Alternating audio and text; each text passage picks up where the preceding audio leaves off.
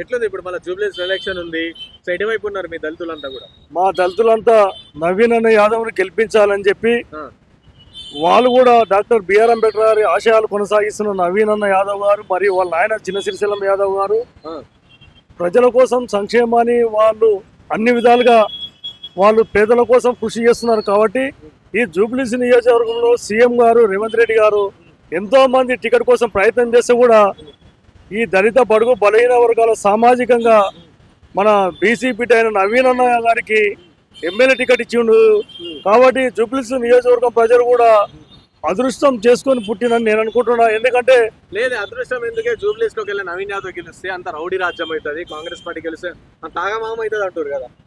నవీన్ అన్న గెలిస్తే చాలా మందికి అన్ని పనులు అవుతాయి. ఆ, అది పబ్లిక్ ఏంటంటే చెడు చెప్పడంలో ఓట్లు వేయకుండా ఇబ్బంది చేయడానికి తప్ప వాళ్ళు ఈ రోజు రౌడిజం సమస్య లేదు, అది ప్రజాసేవ చేస్తున్నారు వాళ్ళు. ఆ, దాన్ని ఏమంటారు వ్యతిరేకంగా ఉల్టా చెప్తున్నారు కాబట్టి అది నమ్మడానికి వీలు లేదని నేను రౌడీ రాజ్యం లేదా ఇక్కడ? లేదు లేదు గెలిస్తే అంత ఇబ్బంది పడతారు ప్రజలకి, వసూళ్ళు అయితే అవైతే ఇవైతే అంటారు కదా. వాళ్ళు ఆల్రెడీ ఆర్థికంగా మంచిగా సెటిలర్స్, ఆ, ఎప్పటి నుంచి అయినా ఏ సమస్యలు ఉన్నా ఏ బాధ ఉన్నా వాళ్ళకి అందరికీ సాయం చేస్తున్నారు, ఆ, అన్ని విధాలుగా ఆదుకుంటున్నారు. కుటుంబంలాగా ఉంటున్నారు జూబ్లీస్ ఏరియాలో. ప్రతి కుటుంబంలో నవీన్ అన్న ఆ, చిన్న శ్రీశైలం యాదవ్ అన్న అంటే ఒక గౌరవం మర్యాద ఉంది.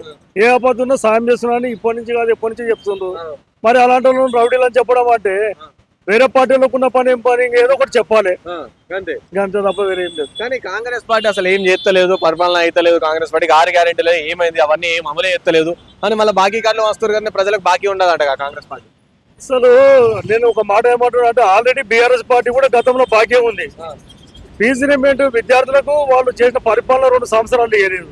ఇప్పుడు కూడా ఇప్పుడున్న పరిస్థితిలో వీళ్ళు బస్సులు పెట్టిండ్రు, కరెంటు ఫ్రీ పెట్టిండ్రు, సన్న బియ్యం వస్తున్నాయి, కొద్దిగా రకరకాలుగా వీళ్ళు ఇంద్రమ్మ స్కీమ్ ఇచ్చి ఇండ్లు ఇస్తుండ్రు. కొద్దిగా ప్రాబ్లం అవుతుంది 2 సంవత్సరాలు వాళ్ళు ఇప్పుడు స్టార్ట్ అయింది కాబట్టి ఆడికి కొన్ని పథకాలు అమలు అవుతున్నాయి, త్వరలో మిగతా పథకాలు అమలు అవుతాయని ఈ ప్రజలు కూడా ఆశిస్తుండ్రు. లేదు అసలు రాష్ట్రం అంతా అప్పుల కుప్పగా అయింది, అసలు రేవంత్ రెడ్డి పరిపాలన అయితే లేదు, సో అప్పులు చేసిండు కానీ ఏం హామీలు అమలు చేస్తలేదంట. అప్పులు చేసినంటే ఇప్పుడు పుంజుకోవాలి, ప్రజల సేవ చేయాలన్నప్పుడు ఎవరైనా అప్పు చేయాల్సింది తప్పదు, ఏ ప్రభుత్వం అయినా. తర్వాత దాన్ని కవర్ చేస్తాడు. ఏ అప్పులు లేకుండా సామాజికంగా అన్ని వర్గాలకు అన్ని బెనిఫిట్స్ అవుతాయి. రేపు హైదరాబాదే కాదు జూబ్లీస్ నియోజకవర్గం ప్రజలు కానీ రాష్ట్రం మొత్తం 33 జిల్లాలు కూడా అభివృద్ధి అవుతాయని నమ్మకం ఉంది. అంటే రేవంత్ రెడ్డి అధికారంలో ఉంటే అవుతుంది అంటారా? ఖచ్చితంగా డిఫరెంట్. లేదు అంటే రేవంత్ రెడ్డికి పరిపాలన అయితే లేదు, అవి అడ్మినిస్ట్రేషన్ దేనికి అయితే లేదు, ఏడికని డెవలప్ అవుతుంది అని అడుగుతారు కదా. ఆయన అడ్మినిస్ట్రేట్ చేసేది కొన్ని కరెక్టే ఉన్నాయి, కొన్ని ప్రతిపక్షాలు ఆ మాట ఈ మాట చెప్పాల్స్తారు కాబట్టి అది రాంగ్ ఇంపర్మేషన్ అవుతుంది. ఈ రోజు మాత్రం నాకు తెలిసిన కాడికి బస్సు ఫ్రీ పెట్టినంటే ఎంతో మంది సామాజికంగా వాళ్ళు మహిళలు అన్ని పనులు చేసుకుని వెళ్తున్నారు. మరి ఇంకా అది ఎంత మాత్రం మనం ఆలోచన చేయాలా? మరి అలాంటి మంచి మంచి పథకాలు పెట్టినప్పుడు కాంగ్రెస్ పార్టీకి ఓటేయాలని నేను కూడా సపోర్ట్ చేసి మద్దతు ఇస్తున్నా. కాంగ్రెస్ పార్టీకి సపోర్ట్ చేస్తున్నాం. మరి గెలుస్తారంట నవీన్ యాదవ్? లేదు నవీన్ అన్న ఖచ్చితంగా గెలుస్తాడు. ఎందుకంటే వాళ్ళు డాక్టర్ బిఆర్ అంబేద్కర్ గారి ఆశయాలు ముందుకు తీసుకుపోతున్నారు. వాళ్ళు ఒకటే కాన్సెప్ట్, పేద వర్గాలు మంచి కావాలి, వెనుకబడ్డ వర్గాలకు న్యాయం చేయాలి అని వాళ్ళు ఒక సంకల్పంతోనే వాళ్ళు ముందుకు వచ్చిన తప్ప వాళ్ళు ఈ విధంగా గెలిస్తేనే న్యాయం జరుగుతుంది. మేము కూడా తెలంగాణ దళిత రిజర్వేషన్ పోరాట సమితి గంధం సుమన్ మాదేవ్ కూడా ఈరోజు మా యొక్క జూబ్లీస్ నియోజకవర్గం ప్రజలు కానీ రాష్ట్ర ప్రజలకు కానీ మేము కూడా కోరుతున్నాం, అన్నగారికి అస్సం గుర్తుకు ఓటేసి కాంగ్రెస్ పార్టీ నవీన్ అన్నకు మెజారిటీ గెలిపించాలని చెప్పి మా అన్ని వర్గాల పాటతో ఈ జూబ్లీస్ ప్రజలను కోరుతున్నాం. అంటే కాంగ్రెస్ పార్టీకి బీఆర్ఎస్ పార్టీకి మధ్యలో పోటీ కాదు, హస్తంకి కారుకు మధ్యలో కాదు, కారుకు బుల్డోజర్ కి మధ్యలో. హైడ్రా వస్తుంది, కాంగ్రెస్ ని గెలిపిస్తే హైడ్రా వస్తుంది, బుల్డోజర్లు వస్తే మీ ఇల్లు గులగొట్టేస్తారంట. ఇప్పుడు హైడ్రా వస్తుంది అంటే చెరువుల పక్కన ఇల్లు కట్టుకుంటే హైదరాబాద్ లో మొత్తం నీళ్ళు నిండిపోయి పబ్లిక్ పరిచయం అయిపోయినారు.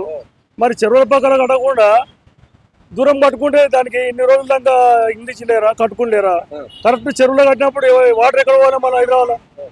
ఇది కరెక్టే ఉంది, దీనిలో ఏం లేదు.